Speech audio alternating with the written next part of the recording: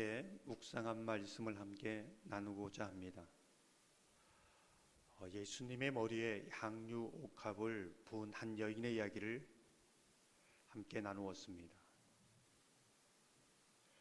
이 한 여인의 이야기를 통해서 예수님께서는 저와 여러분에게 무엇을 말씀해 주고자 하는가? 이 여인의 일로 인해서 제자들은 화를 내고 예수님은 칭찬하시고, 어떻게 이 한 사건에 대해서 이래 반응이 상반될 수 있는가? 우리는 질문하게 되지요. 예수님께서는 이 여인의 무엇을 보고 기뻐하시고 칭찬하시는가? 분명한 것은 물질의 양이 아니라 마음을 보신다는 거지요. 정말 예수님을 사랑하는 마음, 그 중심을 봅니다.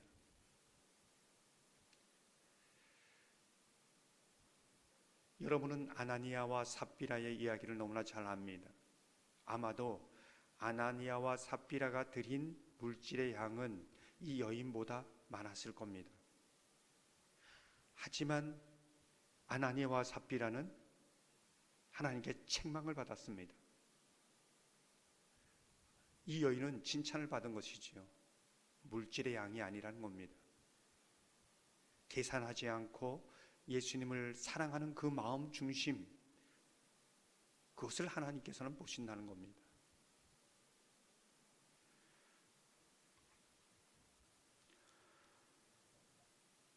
이와 반면에 제자들은 양을 봅니다. 누가 더 많이 드렸느냐? 누가 더 많이 했느냐? 더 많이 하고 더 많이 헌신하면 예수님은 더 인정해 주시고 칭찬해 주시는 건 아닌가?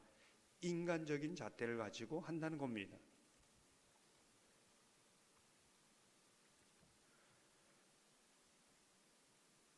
유다는 예수님께 드린 이 부분에 대해서 낭비한다고 생각하고, 예수님은 낭비가 아니다고 얘기합니다. 왜 이 차이가 날까요? 유다는 예수님께 드린 것을 자기 것으로 생각합니다. 자기 것이 낭비되었다고 생각하는 것이지요. 이런 오해는 유다에게만 일어나는가? 우리에게도 얼마든지 일어날 수 있는 것이지요. 저는 달란트 비유에서 지난번에 함께 나누었지만 이런 상상을 합니다. 한 달란트 가진 사람이 정말 장사를 해서 손해 못 보았다면, 이 한 달란트도 못 찾았다면 예수님은 어떻게 하셨을까? 여러분 어떻게 생각하십니까? 저는 예수님께서 칭찬하셨을 거라고 생각합니다. 왜 그럴까요? 예수님을 사랑해서 시도한 그것이 실패이든 성공이든 그것을 보는 것이 아니라 그 중심을 보기 때문에 그렇습니다. 그러나 사람은 양을 봅니다. 결과를 봅니다. 종종 어떤 한 선교사님이 복음의 불모지에서 평생을 헌신했는데 단 한 영혼도 회개하지 않고 그렇게 생을 마치는 것을 우린 봅니다. 그 인생이 실패했을까요? 오히려 그 어떤 사람보다도 하나님은 그 사람을 귀하게 여기지 않을까요? 사람들은 결과를 봅니다. 양을 봅니다. 그러나 예수님은 그 사람의 중심을 봅니다.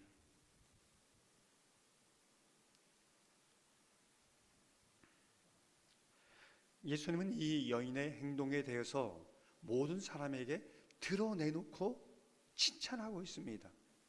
인정하고 있습니다. 이건 무엇을 말해주고 있을까요? 종종 교회에서 수고하고 헌신한 사람에 대해서 하나님만이 알아주면 돼 라고 말합니다. 그것도 틀린 말은 아니지요. 그러나 순전한 마음으로 하나님께 수고하고 헌신한 사람에 대해서 교회가 알아주고 칭찬해 주어야 합니다. 그걸 예수님이 보여주는 거죠. 신약에도 곳곳마다 이것을 얘기해 주고 있습니다. 로마서 16장 6절 보면 너희를 위하여 많이 수고한 마리아에게 문안하라. 이번에 이제 처음 인천 노예는 참 많지 않은데 처음 원로 장로가 추대식에 있습니다. 추대가 됩니다. 믿음으로 끝까지 달려온 분에게 감사하고 교회가 인정하는 일은 참 귀한 일이다, 이렇게 볼 수 있습니다. 이것도 하나님이 기뻐하시는 일이지요. 믿음의 본이 있기 때문에 그렇지요. 교회가 해야 될 마땅한 일입니다. 그러한 사람이 많을수록 또 그 분이 은퇴하고도 끝까지 하나님 앞에 믿음으로 살아가는 그 믿음의 본이 있을 때 그 교회는 건강한 교회입니다. 다만 많은 교회들이 그것을 자기 자랑 삼고 자기 영광 삼았기 때문에 문제이지, 성경은 이것을 귀하게 여깁니다. 주목해야 될 사실은 예수님은 이 여인의 행동에 대해서 예수님의 장래와 또 복음 전파로 연관시키고 있습니다. 무슨 뜻일까요? 예수 그리스도의 죽음과 부활의 이 복음의 가치는 구제하고도 비교 안 된다는 겁니다. 어떤 것도 비교할 수 없다는 겁니다. 절대적인 가치입니다. 교회만이 할 수 있는 가치지요. 예수님만이 줄 수 있는 것이다. 그런데 이 복음이 전파되는 것은 무명의 여인의 헌신처럼 예수님을 사랑하여 헌신하는 사람들을 통하여 이 복음이 전파되어 왔고 전파될 것이다, 이것을 말해주고 있는 것이지요. 누가 헌신하는지, 누가 이렇게 사랑하는지 모릅니다. 근데 주님은 기억하십니다. 오늘 본문은 유다의 배반의 이야기를 시작하고 있습니다. 이것은 저와 여러분에게 무엇을 말씀하고 있는가? 14절 15절을 보면 이렇게 말씀합니다. 그때 12 중에 하나인 가롯 유다라 하는 자가 대제사장들에게 가서 말하되 내가 예수를 너희에게 넘겨주리니 얼마나 주려느냐 하니 그들이 은 30을 달아 주거늘. 왜 유다의 배신하는 이 부분을 이렇게 사복음서는 너무 자세하게 보여주고 있는가입니다. 우리는 예수님의 제자만큼은, 예수님의 양육을 받은 이 제자만큼은 끝까지 주님을 따르는 본이 되어야 되지 않는가, 그 이상을 가지고 있습니다. 근데 예수님마저도, 예수님이 양육한 제자마저도 예수님을 팔아버리는 이 수치스러운 일, 이 현실을 왜 말씀하고 있는가? 여러분은 어떻게 생각하십니까? 우리가 놓치지 말아야 되는 것은, 성경은 유다의 배신의 중심을 두는 것이 아니라 배신한 유다에 대해서 예수님이 어떻게 대하고 있는가, 여기에 중심을 두고 있다는 겁니다. 사실 유다는 끝까지 변하지 않았습니다. 어쩌면 그는 자기의 길로 끝까지 자기의 길을 갑니다.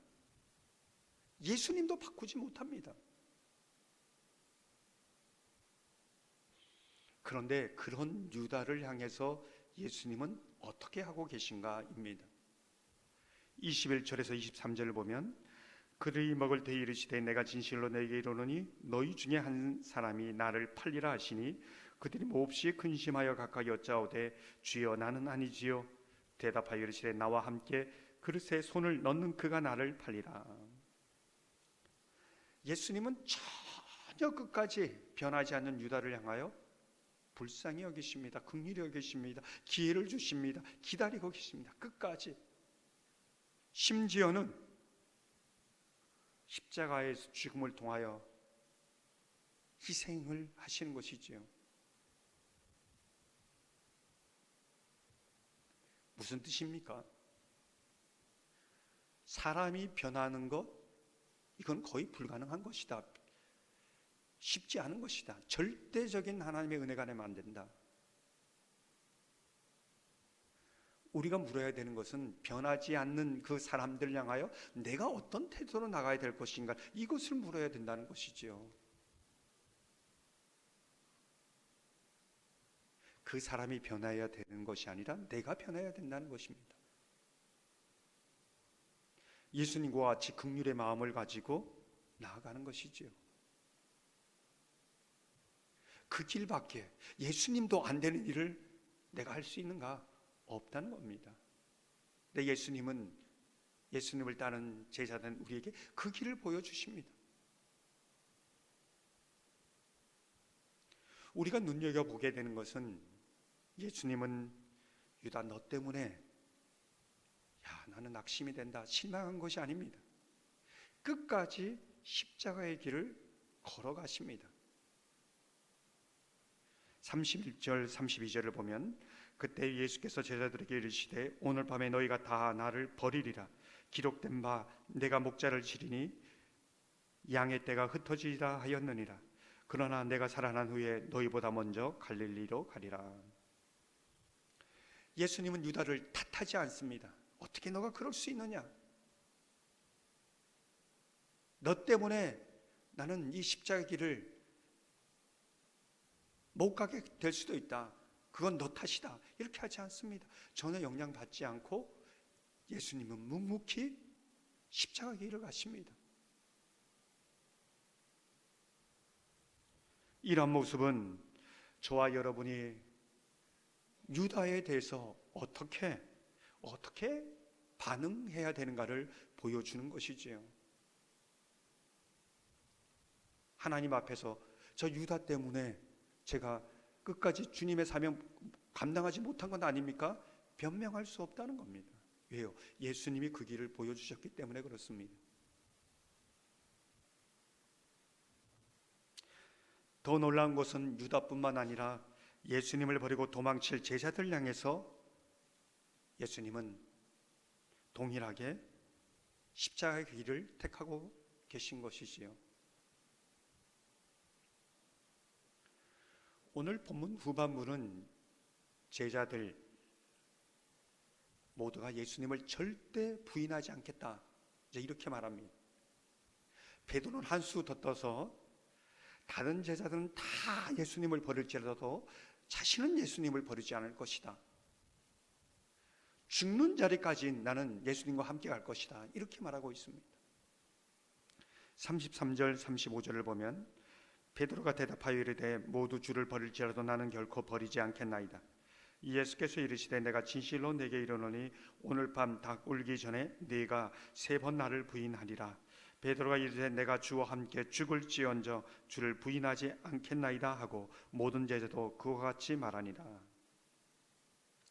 아래 각 줄을 보면 버리지 않겠다라는 구절을 실족하지 않겠다라로 이렇게 설명하고 있습니다. 무슨 뜻일까요? 제자들은 나는 실족하지 않습니다. 시험에 들 그런 사람은 아닙니다. 제자들의 어떻게 보면 이상입니다. 하지만 현실은 제자들은 다 실족해서 넘어지고 다 예수님을 버리고 도망갔습니다. 이게 현실입니다. 왜 이런 이상과 현실이 일어나는가? 여러분은 어떻게 생각하실까요? 무엇보다 예수님은 그렇게 말하는 베드로를 향해서 네가 나를 3번 부인할 것이다 말씀하십니다. 무엇이 문제입니까? 고린도전서 10장 12절을 보면 그런즉 선줄로 생각하는 자는 넘어질까 조심하라. 왜 베드로처럼 사람들은 선줄로 생각하고 하게 되는가? 실족하거나 넘어지지 않을 거라고 생각하는가? 여러분은 어떻게 생각하십니까? 지금 말씀을 듣는 여러분 가운데 나는 곧 실족할 거야, 시험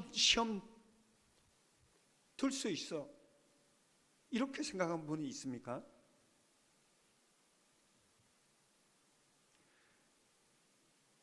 그러면 무엇의 근거에서 이렇게 자신만만한가? 이걸 우리는 따져보아야 합니다. 3번씩이나 부인하고 실족하여 넘어진 베드로. 그 이후 끝까지 주님께서 주신 십자가의 길을 걸어간 베드로, 어떤 차이가 있을까요? 사실 이렇게 당당하게 말하는 베드로는 그 중심에 이런 생각이 있지 않았을까요? 내가 그래도 예수님의 수제자 아닌가? 3년 동안 예수님을 따랐는데 나만큼 헌신한 사람이 있는가? 내가 매주일 교회 나와서 봉사하고 매일 새벽기도 나오는데, 심지어 오늘 수요예배까지 나오는데, 나 정도면 마귀가 왔다가 7길로 도망갈 것이 아닌가? 이렇게 생각하는 분 있지 않습니까? 이런 분은 베드로처럼 다 넘어진다는 겁니다. 다 실족한다는 겁니다. 예수님을 부인할 수도 있습니다.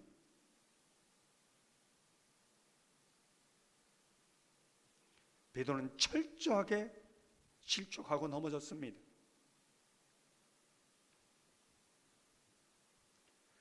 그렇다면 어떻게 실족하지 않을 수 있는가? 넘어져도 다시 일어설 수 있는가? 우리는 그것을 물어야 되지요.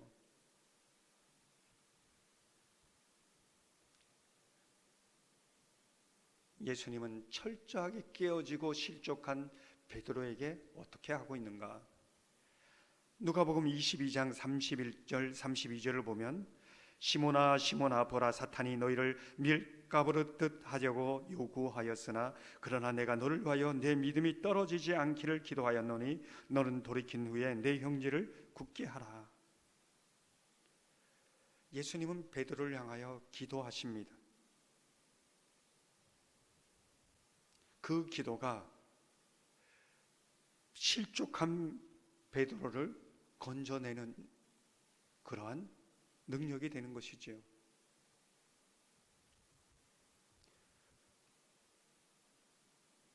우리가 무엇을 기도해야 되는가? 서로를 위해서 왜 기도해야 되는가? 이 정도로 영적 싸움이 치열하다는 겁니다. 수제자 베드로만큼이라면 괜찮지 않습니까? 그러나 저와 여러분이라면 얼마나 더 나 자신을 위해서 또 서로를 위해서 기도해야 되는가, 이 치열한 영적 싸움을 치료해야 되는가를 보여주고 있습니다. 우리가 놓치지 말아야 되는 것은 내 믿음이 떨어지지 않기를, 이렇게 말씀합니다. 이것이 무슨 뜻일까요? 내 믿음이 떨어지지 않기를. 예수님은 철저하게 실족한 베드로를 부활하신 후에 찾아가십니다. 그리고 베드로에게 물으시지요. 내가 나를 사랑하느냐? 요한복음 21장 15절을 보면, 그들이 조밥 먹은 후에 예수께서 시몬 베드로에게 이르시되 요한의 아들 시몬아, 내가 이 사람들보다 나를 더 사랑하느냐 하시니, 이르되 주님 그러하나이다. 내가 주님을 사랑하는 줄 주님께서 아시나이다. 주님을 따르겠다고 그렇게 이야기했던 그 모든 것은, 그 사랑은, 그 믿음은 깨어지고 산산조각 났습니다. 하지만 그 베드로를 사랑하는 예수님의 사랑은 언제나 변함이 없고, 베드로의 손을 붙드시는 예수님의 손은 언제든지 그를 향하여 내밀고 계십니다.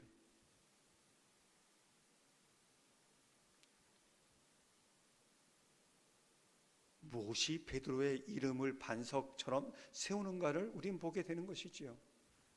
만약 베드로가 내가 죽을지언정 주님과 함께 죽을 겁니다, 이 고백의 근거가, 예수님 제가 저 밑바닥 죽음의 자리 갈지라도, 내가 실족할지라도, 내가 넘어질지라도 예수님은 다시 그 자리까지 오셔서 나를 일으켜 세워주시고 주님의 길을 걷게 하실 것을 나는 압니다. 그 사랑을 저는 믿습니다. 그 하나님이 약속한 말씀을 저는 의지합니다. 그 근거로 고백했다면 실족하지 않았을 겁니다.